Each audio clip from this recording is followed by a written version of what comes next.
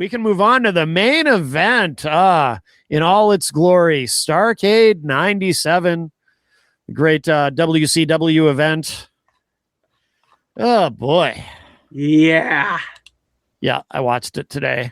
I wanted Did it to be. Did you? I watched it last week, and yeah.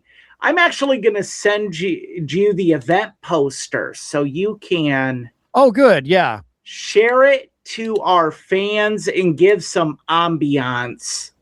I'd like to put that up anyway, because the image that I grabbed is a bit low res, which I didn't expect. I don't think we're going to find a high res image, but not a high res event in a sense, I suppose.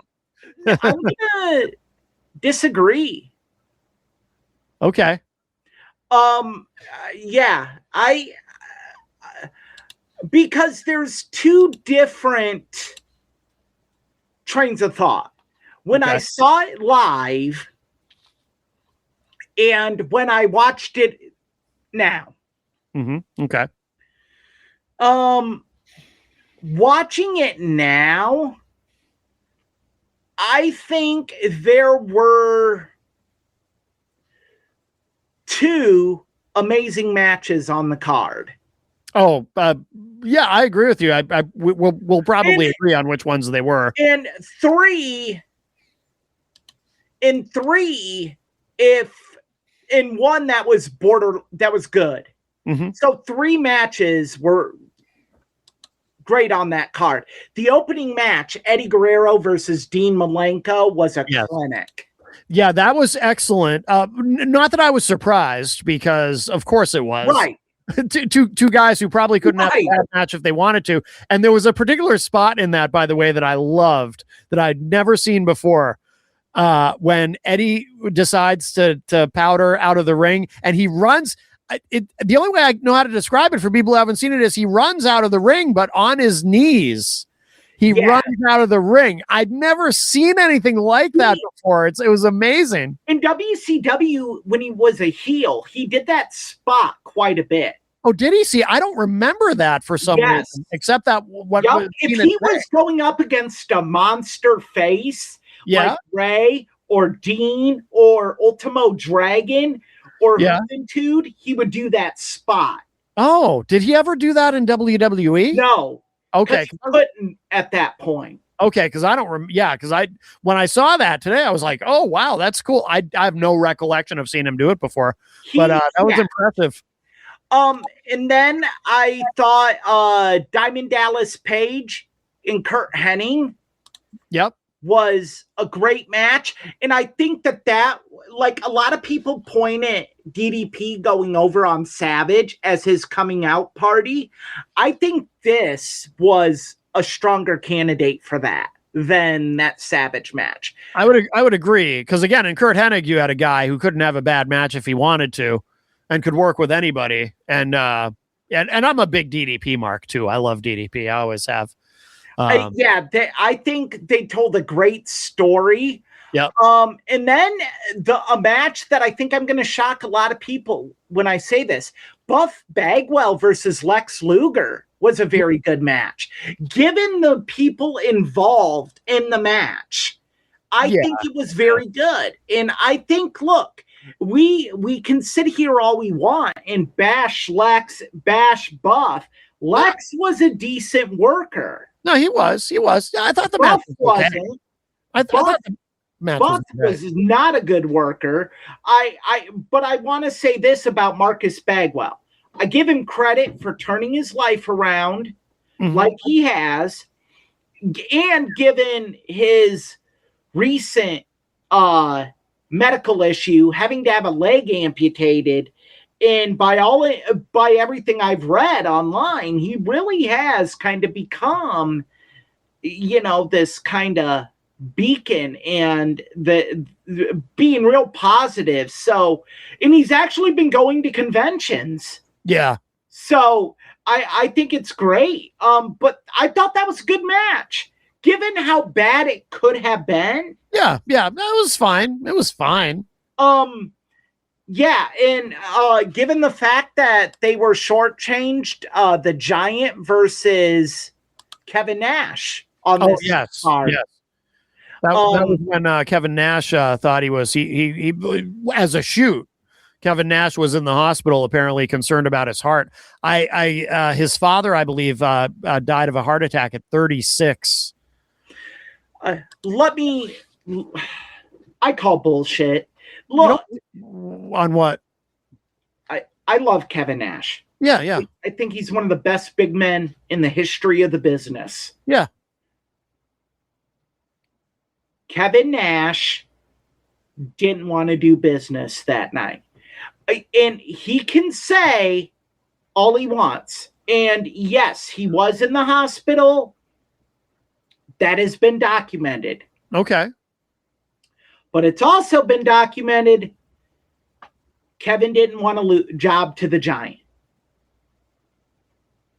Okay. So I find it kind of funny that, on the night you're supposed to job to him, your heart is having problems and you're in the hospital. I mean, and then the next month you beat him and almost break his neck. Yeah. Legitimately. Yeah. Almost break his neck. Yeah. I don't know. I need to see some evidence before I Well, there is an evidence. There's things Eric Bischoff has said. Yeah.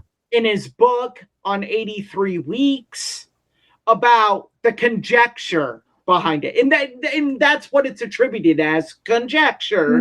Right. That Kevin wasn't keen on doing business that night for the Giant. Yeah. And I'm going to agree with Kevin Nash in principle, because what purpose does it serve for you to lose to a guy whose contract was expiring? Yeah. And then he went to WWE. Yeah. Yeah. I mean, less than a year later, he was in WWE. Right. But that's not your job, Kev. Right. Yeah. Exactly. So, I mean, look, we'll never know the truth behind that. Eric Bischoff has said Kevin was in the hospital. Kevin did have a heart issue, but he has also said that Kev had issues with creative for it. Yeah. And,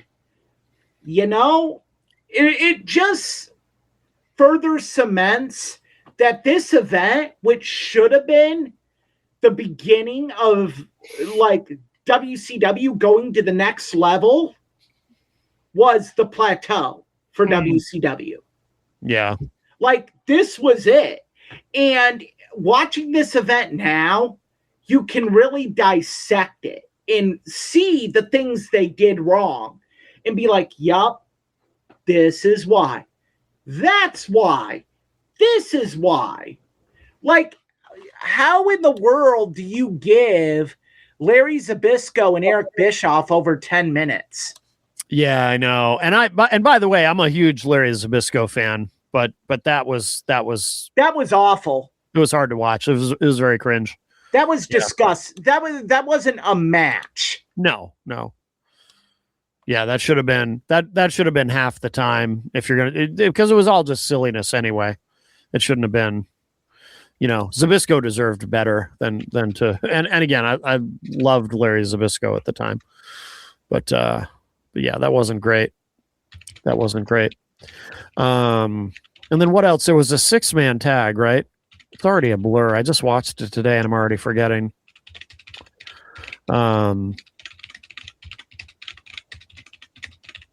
But I think it's the you looking something up? Yes. Sorry. That's okay. Heard a lot of typing. Yeah. I thought I think the main event is what really casts a long and also I think that you had Goldberg versus Steve McMichael Oh yeah. Card, that 6 minutes you could have split up.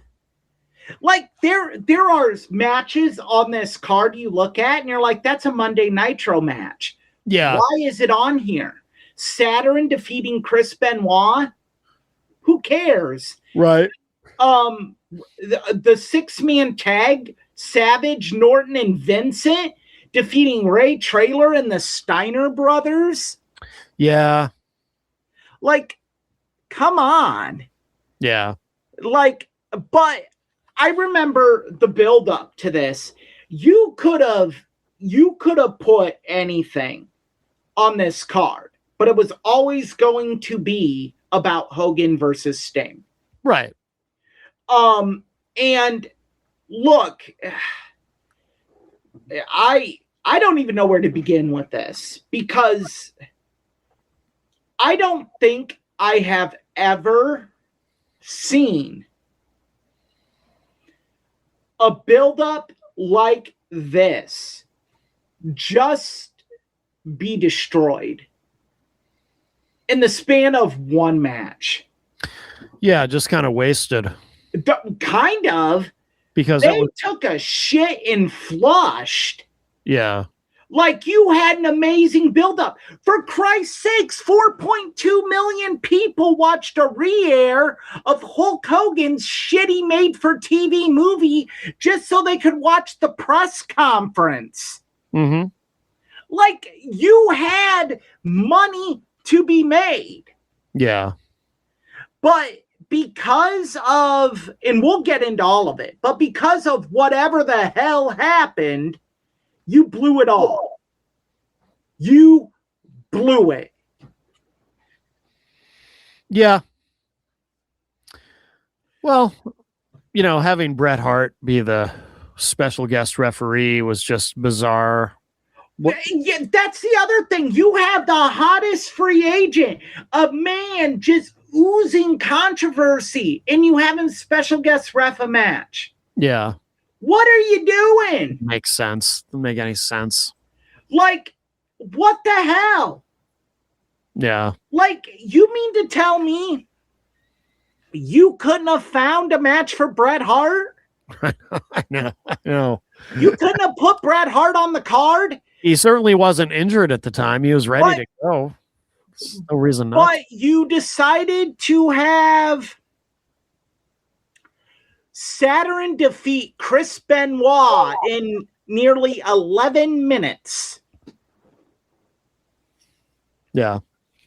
Like, you could have done Bret Hart and El Dandy. El Dandy's a jam-up guy. He really is. You could have had a clash of styles. You could have had Bret Hart versus Rey Mysterio. Mm-hmm. Yeah. I mean, give them 20 minutes and cut 2 of your bullshit matches. Yeah. Like, you literally are just sitting there feeding.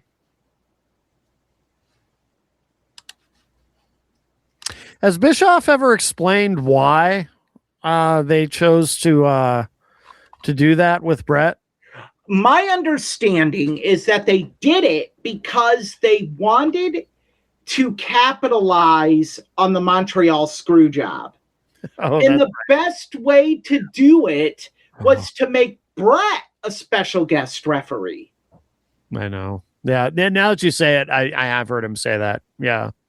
And no, the best way to capitalize on it is you put him in a match and you have him work.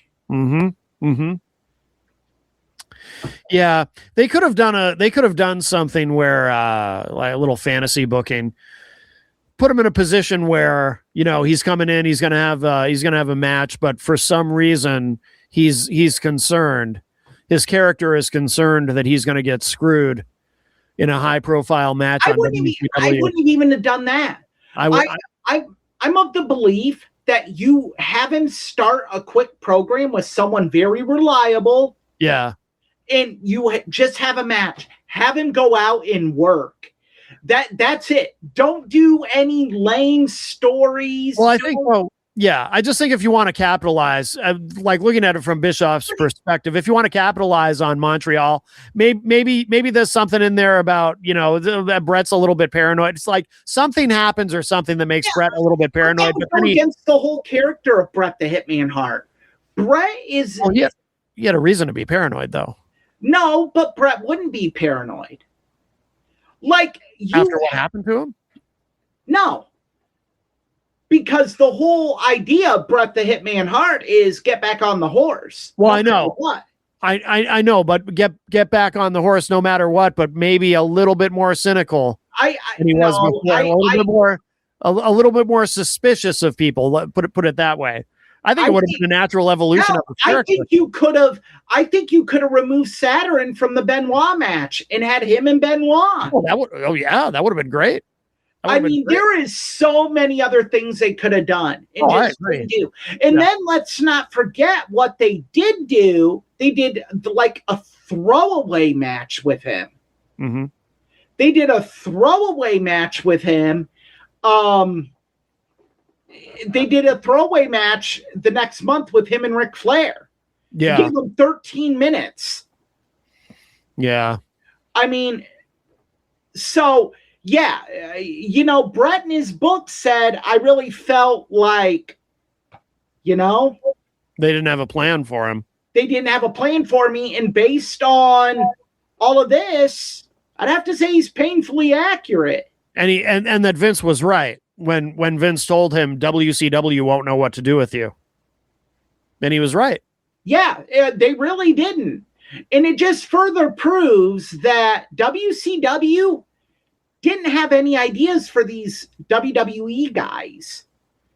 It was all to just capitalize on what they've done with WWE. And like Bruce Pritchard said, at some point, you're going to have to make your own stars. I never understood why, too. You know, they got Bret and they also got Davey Boy and Neidhart. But it didn't bother to put, they just put Davey Boy and Neidhart in a jobber tag team and had no association with Bret in WCW. I thought that was mind-boggling to me. Why? Let's call.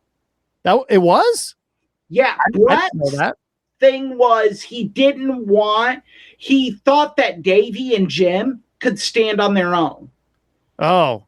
And obviously wrong, but you know. Oh. And Bret wanted to do things on his own too, which, okay.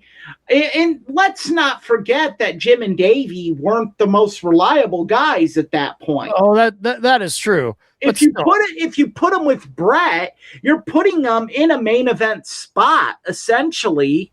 Yeah, would have been fine. And if they're not reliable, well, they were reliable enough in WWE.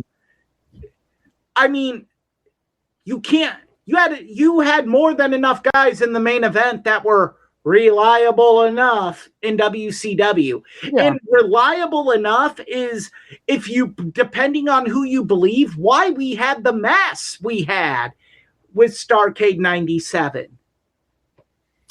Yeah, I just think there's so many missed opportunities with Bret and WCW, so many. But this was kind of the beginning of that, right? Just completely wasting him. I think the attraction to this was everyone going into it, I think, felt Sting had to win. Yeah. But there was always this, but they could do a schmaz. They could do a disqualification. Yeah. They could do... But they had to have him win because it was so disappointing in their previous match that had been built up for a year because, you know, we all know the story. Sting showed up that day, you know, talking about for the previous match, and he wasn't tan enough. No, that was for Starrcade. That was for Starrcade? Yeah. Yes. That's why. The story breaks down like this. they're sitting there going over creative for this. And Sting was emotionally checked out. Oh, that's why Sting couldn't go over clean. Is that what it was? No, Hogan wasn't going to do the job, period. What happened was they basically were sitting there and Sting was emotionally checked out. And Eric Bischoff has said on several occasions on his show and in his book that Sting it was obvious Sting hadn't been going to the gym, hadn't been taking care of himself, and wasn't emotionally invested in what they were doing. Yeah. And Hogan did the "not today, brother." Yeah, that doesn't work for me, brother. That doesn't work for me, brother. And he's like, he ain't the guy. Yeah. So now we're roughly 4 to 6 hours from showtime. Hogan has creative control. Yeah. Hogan's sitting there saying, I ain't doing it. And Eric Bischoff is trying to have to clean up because you have a sold out MCI Center. They're the first major event in the MCI Center, by the way. It had just opened. And you have a damn near riot on your hands if Sting does not go over. Yeah. So now you're having to clean up the mess. So now this is when we get into he said. The original plan was Nick Patrick was supposed to do a fast count. Oh, yeah. Brett was supposed to come out and say, this isn't happening to another wrestler while I'm in the building. Yeah. This ain't happening again. Knock out Nick Patrick and restart the match as the referee. So we get into the match. Now, Nick Patrick says before the match, Hogan goes up to him and says, no fast count. Oh, that's right. The whole Nick. All right. I remember this now. Yeah. Hogan says, no fast count. And Nick goes, who said? And he goes, Eric. Yeah. And Hogan basically alludes to the fact that Sting is supposed to kick out. Well, if you watch it, there isn't a fast count. Sting doesn't kick out. And Hogan gets the win, but Bret Hart still comes out arguing over a fast count that never occurred, restarts a match that ended legitimately. And Sting wins with the Scorpion Deathlock, and you never see Hogan tap out. Oh, I didn't even notice that. Yeah, Hogan doesn't tap out. I didn't notice that. Oh, wow. Huh. And if he said, I quit, he didn't sell it. Yeah. Because his head doesn't move. Hogan just lays there in the Scorpion Deathlock. So they did a screw job on Hogan. But that's not how it was sold. I know. How are you going to sell a screw job on a heel? Right. Yeah. That's not sellable. Unless you're turning the face. And that yes, the NWO had fans, but you're not going to sell them on the franchise of WCW screwing over Hulk Hogan. Right. It isn't going to happen. Yeah. So, yeah. So Hogan recently, in what was probably his last interview about it, for the Who Killed WCW series, said Sting was supposed to kick out. Eric Bischoff said no, that was never the plan. It was supposed to be, but it was. Right. It was a normal count. Yeah. And if you look closely at that, and I challenge all of our viewers to rewatch that event, look at Nick Patrick's face after he counts to 3. he looks like he just shit a brick. Mm-hmm. He looks like, oh my word, what did I do? Mm. Yeah. Well, he was in an impossible situation. Well, you know, somebody selling him something and somebody else is selling him something, and because I've heard him talk about it too. Nick Patrick, again, his story has never changed on it. Right, right. His story and Eric Bischoff's story have been the most accurate. In terms of consistency? Yeah. Yeah. Sting has admitted that he was not where he should have been for that match. Oh, I didn't know that. I didn't know Sting had ever addressed it. Yeah, Sting has said, I wasn't where I should have been. Yeah. But Sting even said he thought it was supposed to be a fast count. Yeah. So I think, and a key party in all this is no longer with us. Right. But three of the participants are saying the same thing. Only one of them is saying something different. Right. And that one had the most to gain by the change. Mm-hmm. And then, yeah, so that's where this thing was all a mess. Yeah. Now, the end result, I think, made up for it. Because you had that beautiful shot of all the WCW guys in the ring celebrating with Sting. Sting jumps up on the turnbuckle and yells into the camera, "Mama Sita," for some strange reason. Yeah, I didn't get that. Well, all the Hispanic wrestlers were around him at that point in time. So okay, yeah. Conan was behind him. No, Conan was it. Eddie Guerrero was. Ultimo Dragon. I think Ray was behind him. So, yeah. Yeah. But, yeah, and then I think the booking after it really exasperated the issues with the event. I don't even remember what happened after They that. did this whole thing where they did the rematch on Nitro, but it aired after Nitro. So you had to watch Hulk Hogan's crappy TV show. Oh. And on commercials, they would go back to the match. Yeah. And then they had that match ending controversy. So then J.J. Dillon comes out and holds the title up then they're like, a decision will be made on the WCW title at Sold Out.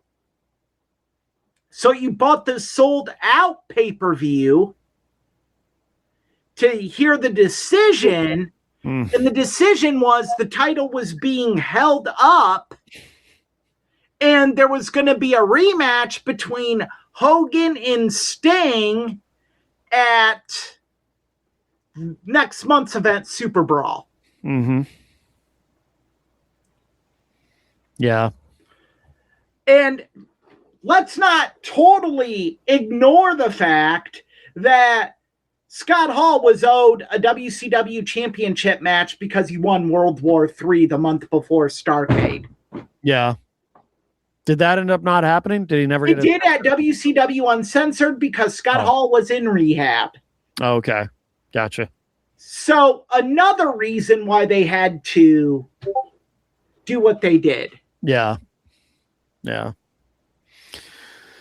What a mess. It was. And it should have been cut and dry, easy. Sting wins. Hogan go off TV for a while. Make your crappy TV shows and your crappy movies. Yeah. Sting carry the title. Fight off the NWO. Blah, blah, blah, blah, blah. Easy peasy. Yeah. And so what if Sting didn't have a tan? He'd been hanging out in the rafters for a year. I mean, only going to the beach. Let's be real, Matt. when Sting, you watched that today. Yeah. Sting looked like crap. I don't know. You know, to be honest with you, it didn't even occur to me. I didn't think I don't know. I didn't think he looked. I mean, one, he was gassed 3 minutes into it. Ah, that's what hanging out for a year in the rafters will do to you. 3 minutes into a 13-minute match. He hadn't had a match in a year. He's brooding. A brooding man. No, a man whose marriage and everything was falling apart. Oh, was it? Yeah. No. Yes. Yeah. He rightfully so. He had issues. He had Mrs. Sting on his mind. Well, yeah. He was... I mean, and he's spoken at length about this, that his personal life was in shambles. Yeah. And so WCW was in a tough position because at this point, you cannot backtrack. Mm-hmm. You have to go forward. You have sold this event to the brand new MCI Center as being Sting versus Hogan. Right. And this is Starrcade. This is WCW's WrestleMania. Yes. You're going to have it at Starrcade. Right. Right. Yeah. All right. Well, I think we've exhausted that. What do you think? Do you have anything else to say about Starrcade 97? I think, overall, if I were rating the card, I'd give it 4 out of 10 stars. It was decent. Yeah. I think, if you watch this event and you still don't understand why WCW fell apart, you don't know wrestling. Because it was all there, black and white, clear as crystal. Yes. What was going on?